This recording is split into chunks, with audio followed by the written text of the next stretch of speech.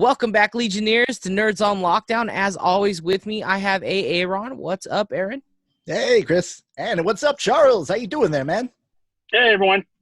How's it going, man? Very special guest today, Charles. Right on. Welcome aboard.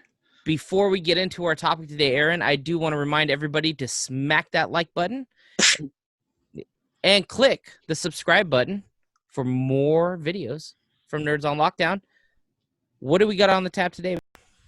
We're going to be covering the movies that we're not necessarily ashamed to admit make us cry. Ashamed. Okay. Ashamed. In fact, we are more than happy to share with you the movies that make us cry in this episode. Yeah, that's right. Because we're men, damn it. And it's okay. If Robert Smith taught us anything. No, shit, that's wrong. He said, boys, don't cry. Fuck. Yeah, come on, man. All right, man. Charles, since you're our very special guest today, why don't you go ahead and kick us off with your first one? All right. Well, it's time to bust my balls now because my first pick I'm going to choose is Star Wars: The Force Awakens. Oh, man. All right. Cool. There you go. Yeah. You know what? I don't cry now when I watch it, but the very first time I saw this movie, I was pretty emotional because it had been so long in between the Star Wars movies, and I just thought this one was really fantastic. The music was great. Even though some people say the story's copied, it kind of is. I still think they do enough with it to make it feel new to me. And I just remember being, my hype was like kind of up there, and I remember it meeting my hype, and just remember like kind of tearing up at the end, like I can't believe I fucking saw that movie. I'm not gonna bust your balls for that because I like all the Star Wars movies equally. I love Star Wars, so I'm not like one of the snobs where I'm like, oh, I hate this, I hate that. I like them all. If it has Star Wars to do with Star Wars, I'll like it. I will tell you that I'm not going to bust your balls because I do have a Star Wars movie on mine too. So you know what I mean? We're right there. Mine's just a little higher than yours, but yeah, cool, man. Good pick though. Good pick. Real fast? What made you cry? It was just because it had been so long. It had been so long, and a feeling. We had been so let down by the prequel that I wasn't expecting much. So when it came out, I was just like, "Oh, that was good." So it was a nostalgic feeling, yeah. Okay. That is it, yeah. What was your bridge reaction with the Kylo and Han scene? Did you react like Chewie did? At the time, yeah, I remember being like, "Oh my gosh, can't believe that happened." Yeah. Serious, yeah. That got me almost there. I was like in the red, almost ready to tear up, but you know. Then Chewie started kicking ass, and I was like, "Yeah." I was still hurt inside, but I was like, "Yeah." All right, Aaron. What do you got? It's Skipbo. Goes right back to you, bud. Oh, does it? Okay, so we're going this way. Cool, man. I am gonna start with Titanic. Damn, let the ball busting begin, y'all. So still to this day, it's still one of my favorite movies. I love the acting. I love for the time that it was made, the graphics, everything about it. But I think what makes me emotional about that movie is the music. The music is what really makes it an emotional film for me. And I can go back right now and I can not cry, obviously. But the first time that I saw it in theaters, I teared up. I teared up really bad. And when I say I cry, I mean I tear up. I really haven't like sobbed during anything, but like the whole scene with Jack and her, you know, and he that was heartbreaking to see because you weren't expecting it the first time you see that. Totally heartbreaking to think that she could have saved his life, but she just moved over a little bit. Right? I want a little bit more room on this door thing I'm laying on. Yeah, exactly. So yeah, Titanic was my pick. For sure, dude. James Horner, I believe, did that score, and emotionally, if you take out the Celine Dionage from the equation, it's still very powerful and definitely gets the old heartstrings a plucking. Absolutely, man. All right, man. I'm gonna drop this one here. It is I've mentioned it before in different aspects, but it's still strong enough to be worth re-representing on this list, and that would be Good Will Hunting. We're talking about Matt Damon and Robin Williams and Ben Affleck's Batmans and Batfleck, yeah, Batfleck and Casey Affleck's and I like Casey Affleck. There's like 300 Afflecks in that movie, but anyway, super great flick. You know, relatable. Not that I'm a math genius, but I mean relatable in the sense that you know, you've got somebody with psychological issues, and you know, he's also got gifts and talents and whatnot. Like he can just, you know, go through this thing, and he's got social issues where he can or cannot have a healthy relationship with the Minnie Driver character. It puts you in his shoes, and it makes Yeah. you Right. feel something. Yeah. Definitely, yeah. And of course, one of Robin Williams' greatest performances, Oscar-winning performance. Elliott Smith producing much of the music in that film, the non-orchestral music in that film. Danny Elfman did the score. Yeah. Super great flick. I still use the "it's not your fault" bit with my wife. Whenever something goes wrong or whatever, I'll just hug her and say, "It's not your fault." And she'll say, "Shut up, Aaron." And I'll say, "It's not your fault." "Not you, Aaron, no, it's not your fault. Yeah, and I cry. That scene for sure, like, gets me every time. So Good Will Hunting, y'all. Cool, man. Cool. Charles? Chucky. My next film is The Dark Knight, the second one out of the Chris Nolan sequel. Yeah, I followed that one from like Inception, like to when it was created all the way up until like the end, and like following every bit of thing that we had on it. And Heath Ledger's performance it's phenomenal. It's like it's one of the best things. And it's one of my top 10 movies of like all time. So yeah, every time I watch that movie, it doesn't make me tear up anymore. But I'm just like, man, this is such a great piece of work. And the first time So you're gonna bust my balls on this. I actually don't like his Joker. Oh, what? That's good. Answers I don't understand. That'll be another episode, I think. I don't like it, man. I actually like Jared Leto. Oh no! Oh, I like it guys, because it's great working with you. Hey, listen, man. I like the gangster, gangster version of it. So, Nice. I don't know. But anyways, I mean, it's a good flick, obviously. So, yeah. I was gonna say one of the common thread amongst all these movies is the score is like really elevates these films. Yeah, and this is another good one. Yeah. Hans Zimmer. Absolutely, man. Score. Right on, dude. And that was the one. That's the second one, right? So that was correct. That was the one where Harvey Dent, Maggie Gyllenhaal took over, right? Correct. In the role. Man, I was really mad when they took out Katie Holmes. I was like, what? Well, this is dumb. Like, why is she not in it? Like, yeah. because I don't like Maggie Gyllenhaal. So it was weird. I don't know, man. I don't know. Have you seen The Secretary? You might change your opinion. I've seen it, and I still don't. Still not a fan of hers, man. All right. So you prefer Jared Leto, and you didn't care for The Secretary. I don't know what else to say to you at this point. All right, man. Hit us up, Chris. What you got? All right. So my next movie is a movie that I think just got a sequel last year, and I never went and saw the sequel because the first one was too sad, and I didn't want to. But I took my kid to see it, and this was A Dog's Purpose. Damn puppy dog movies, they always get you, don't they?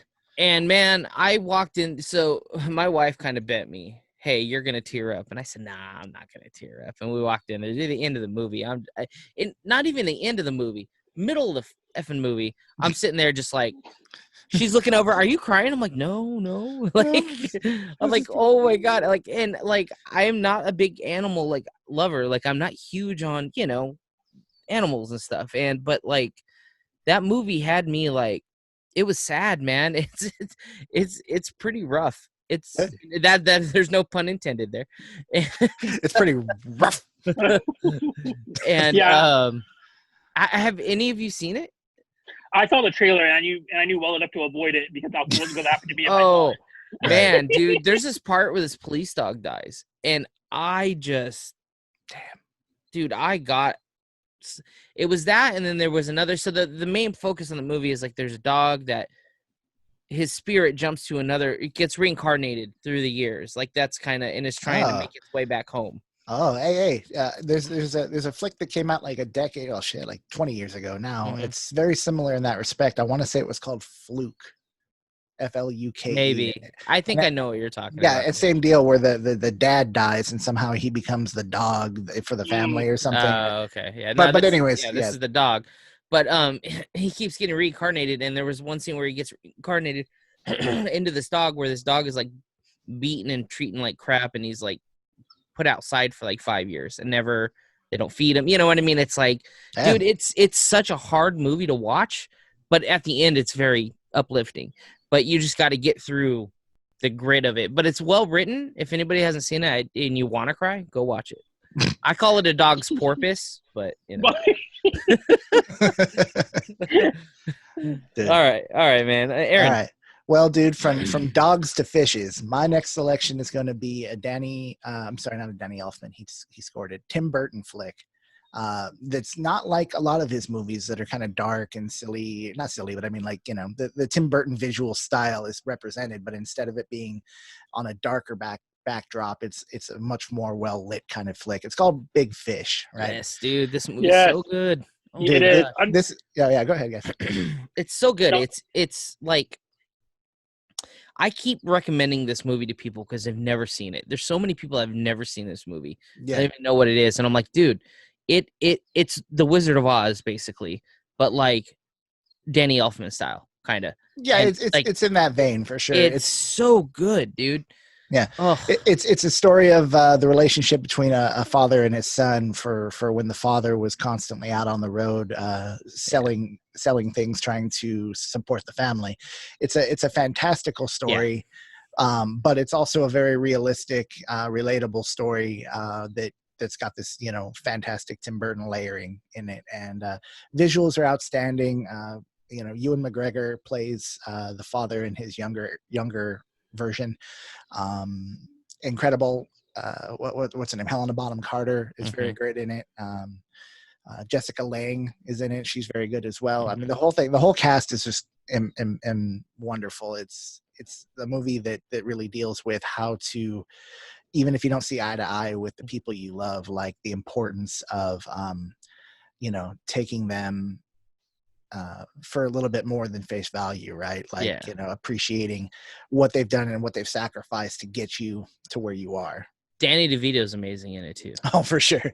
The DeVito. Yeah, we got to drop the DeVito love. That's what we do here at Parents on Lockdown. So, dude, I love Big Fish. It's got a finale scene that will, if you don't cry, you might be soulless.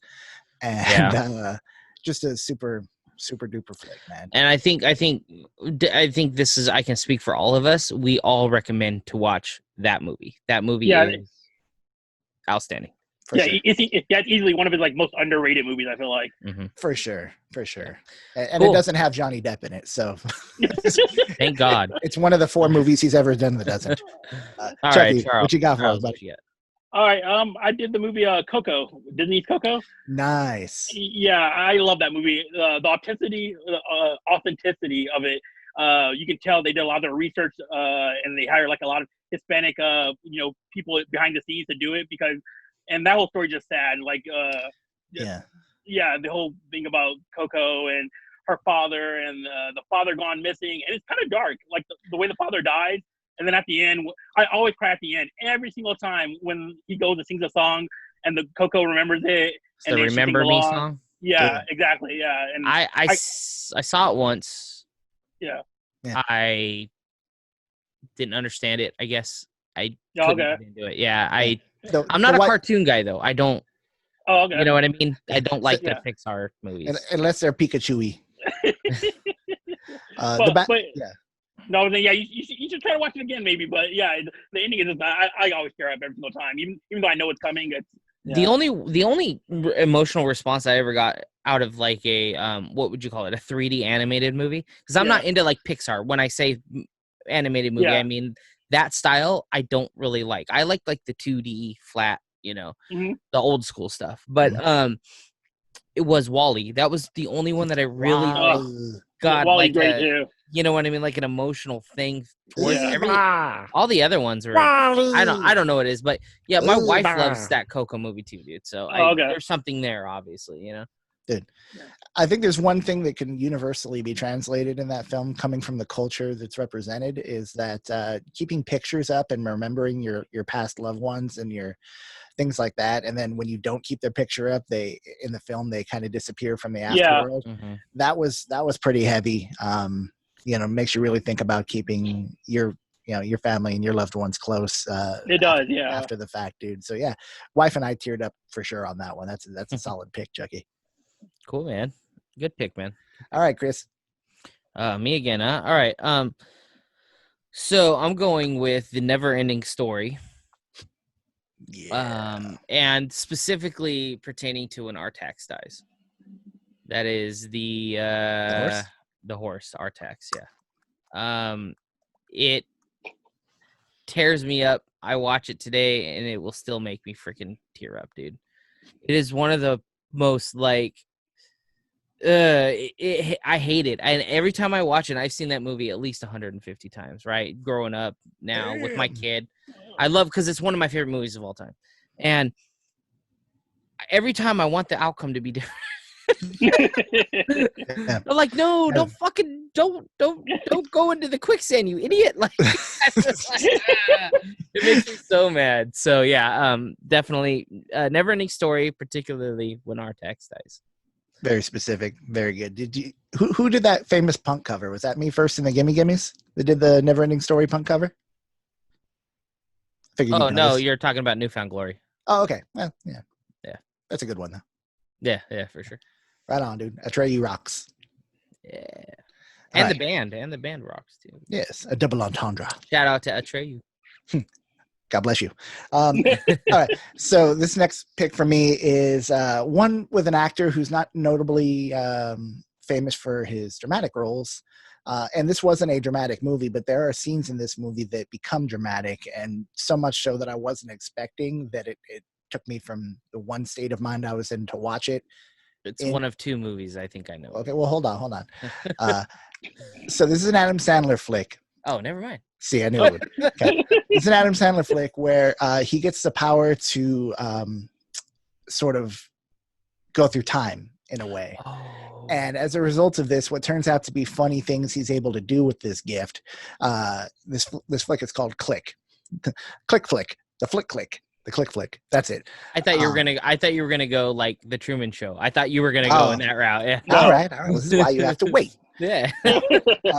So there's a moment in this film where, I mean, he's a business guy. He's trying to do the best he can to nail whatever account or accomplish whatever business goal, and he fast forwards through big parts of his life to get to these milestone moments that he's been pushing for, when he realizes this technology he has can sort of cheat time that way. But there are major repercussions in doing so, in that big chunks of his life go missing, and things that he thought were going to be a certain way when he arrived at the fast forward point were not that way.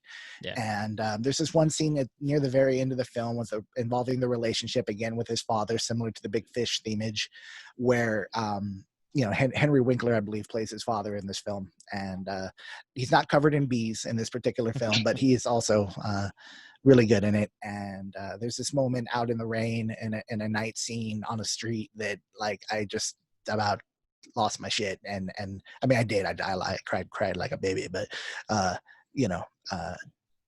far as the Sandler flicks go, especially with the modern Netflix contract, there's a lot of hit and miss, and more miss than hit. I think Click is right at the tippy top of like the really good, worth watching, before it gets into the maybe not category for Sandler. I liked a couple of the Netflix ones, but I mean, that's just me. I like stupid movies. So Ridiculous 6 I loved and everybody hated. So I thought it was funny as hell. Yeah, Click is deceptive, because I went in there, I was like, oh, I want to go see another classic funny Adam Sandler movie, and I'm like, okay, this movie's depressing. Well, I went in watching that movie for one thing only, and then turned out to be a good movie. So, and that was Kate Beckinsale. Yeah. And but have you seen now? You know what another good flick is along the same lines for Adam Sandler was Bedtime Stories. It kind of had that same vein. I actually really loved that movie too. So yeah, it was cute fantasy, playing, with more about the kids and stuff, and that dynamic. This one to me was special because it was, how he was able to better appreciate his family after realizing the terrible mistakes he had made. Yeah. Thinking, trying to advance his agenda in life. Well, he was being selfish, basically. Exactly. So super good flick. If anybody wants to see it, it's called Click. It is good. It is good, yeah. Rocket, Chuck. All right, another one I have is Toy Story 3.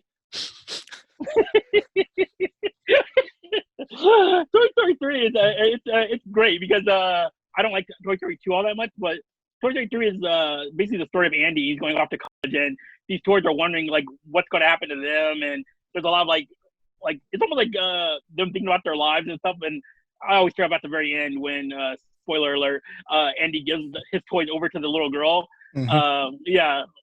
Forgot what her name is, but yeah, he gives the toys over to the little girl, and I don't know.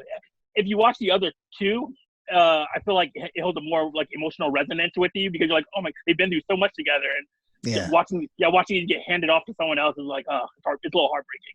It is sad. It is sadder than the other two for sure. Mm-hmm. Have you seen 4? I did see 4, and it was a good movie, but I didn't think it was as sad as 3. I Yeah. thought the ending was sadder on 4 when, spoiler alert, when Woody decides to stay behind. Yeah. I Yeah. actually got more emotionally like messed up from that than 3 because I was like, no, don't break up the team. Like it's Yeah. that's what Yeah. went in my head. Yeah, that's Well, true. Yeah, they would have had to come up with a different dynamic to do a 4, you know, Yeah. after really changing gears for 3 and going in the dramatic direction to mature. You know, you got to figure when the first and seconds came out, I mean, we were how old? And then when the third finally came out or was in production, we were now older. So they needed to kind of make the film for us or for that era. Yeah, the first one was 95, I think. Yeah, while still maintaining a childlike attraction. And correct. Yeah, I thought 3 was great, and to the point, like I thought the transfer of main character with the Andy in 3 got me more than 4, but 4 I thought was well executed as well. yeah. 4 is it's very well executed. I like it too. I like once again, I'm not a huge fan of the Pixar films. Yeah, but I do like the series. Like I'll watch that series. Like okay. you know what I mean? It's They get a pass. Yeah, they get a pass. I mean, we can take out the Randy Newman stuff, and Please do. but you know, Look at a tree. Think I'm taking an apple out the tree. Taking a bite. Taking another bite. all right, man. So I guess I'll hit mine up here. We're gonna go all the way back around to Star Wars again, and we're gonna do The Last Jedi. Oh, and specifically, that's interesting. Okay, specifically when Luke dies. Yeah, I lost my shiitake when that happened. Me and my wife are sitting there, and my kid, and that robe falls down, and my wife looks at me, and I'm sitting here just going. She goes, "What's wrong?" I said, "You don't understand. My whole life, that is the character that I have known and loved. You know what I mean? It's been a staple." Yeah. And to see that happen was just devastating to me. So completely. That one was a hard one, and I know a lot of people hated it. It was cheesy, blah blah blah, this and that. But honestly, I thought it was one of the most iconic feeling things in a Star Wars movie to me. I thought it was supposed to happen, and I liked it. But anyways, a lot of hate on that movie for a lot of reasons, many of which I think are probably justifiable. But as a standalone film, and the way the film looked was magnificent. You know, it just drew an emotion out of me that, dude, it was really hard to. Yeah. Anyways, now when I say I cried, I cried. I didn't like just weep. I I was crying, dude. I was just like, what is this? You know? So that's mine. Last Jedi. All right, man. All right. So for this next one, this is a flick that came out in the mid 90s. It's an action drama. It's also, I believe, Natalie Portman's first acting appearance, at least in a feature film. Mm-hmm. It stars Jean Reno. Yep. And Danny Aiello, and one incredible performance amongst many, Gary Oldman. And this is a flick called The Professional. Yep. International release, it was called Leon the Professional, but locally it was The Professional. And it's about a hitman who lives in this, like New York apartment area kind of scenario. And down the hall, there's this family where they're all jacked up and bad people, like almost everybody in the family, with the exception of the girl, Natalie Portman, and her little brother are like the innocents of that family, but the rest of them are a bunch of shitheads. And the bad guys interact with the father of that family, and a bunch of bad stuff goes down, and it leaves Natalie Portman without anybody to take care of her, and inadvertently, and against his better judgment, Leon the Professional, Jean Reno, takes her under his wing to protect her. And that movie, she she broke into the scene with that movie, but I honestly think she was one of the best actors in that movie, Oh, particularly. completely. Yeah. She's ridiculous, and she's one of my favorites, period. Yeah. But that movie's great, and I don't know if you've heard, but they're actually talking to her about a sequel. Her I've been actually hearing being the that for hitman. years. Her Yeah, actually yeah. being the hitman in the movie. So That should absolutely happen. I'd hoped for that Yeah. for years. You know, I don't know if they could call it Matilda, but that would make sense if they did, because Leon, Matilda, you know. yeah, No. yeah. But yeah, that would be fantastic. And again, just amazing acting performances. You know, a final breakdown scene that is amongst the best of any action breakdown. Think like movies like Heat or things like that have a really impactful third act. This one is in that category as well. Movie got a little bit of shit because in the international version, the edit implied a potential relationship between the two characters. Yeah. Which of course in European standards is, and because no lines were directly crossed, it flirted with the notion, but I think in the European standards, it was completely viable. But here they cut out a couple of scenes that pointed it in the wrong direction for American audiences. Either version are worth watching, and super great flick. So The Professional, check it out, y'all. All right, Chuck, what do you got? My last movie here is going to be Selena, the movie Selena. Yeah, J-Lo. Yeah, this is probably one of the first movies. I guess I don't know how old I was. Probably like in my 10. My mother used to watch it a lot, but I remember it being the first movie where like that elicited emotion from me. Where like I had this lump in my throat. I'm like, oh my god, why am I getting so sad? But yeah, the performance they're pretty good all around. You know, J-Lo's pretty good in it. The person who plays the killer, she's really good in it. I think it took years before my mom could like disassociate the person and the character itself. But yeah, it's just a really sad story, especially knowing that it's true and how young she was. And yeah, it's a good movie. Tight selection. Yeah, for sure. I gotta look into that. That's the one with what's her name played Selena, right? J-Lo. J-Lo, yeah. Cool, man. I guess I'll go with my top one here. And this movie is, I don't think a lot of people saw this movie, but it's a Christopher Reeves movie. And this movie makes me cry every time. It's a fantastic, underrated Christopher Reeves movie. And it's called Somewhere in Time. Yeah. No, I don't know this one. This movie is just so good. The music behind it, I have the soundtrack on vinyl. It is just a fantastic movie. If anybody's never seen it, go watch Somewhere in Time. It's a love story, but it has to do with time travel. Yeah. And it's just a trip, but it's so sad and it's well acted and it's great. It's got Jane Seymour and Christopher Reeves in it. So check it out, man. For sure. Especially anybody who does enjoy the Superman movies, to see him do something that isn't Superman to show his acting chops. Yeah, it's great. Super good. Well, I'm going to round out my list here with my background image. I saw this movie in the theater, was definitely anticipating it. It marks the end of the Hugh Jackman, presumably the end of the Hugh Jackman acting of the character Wolverine, and this is Logan. Yeah.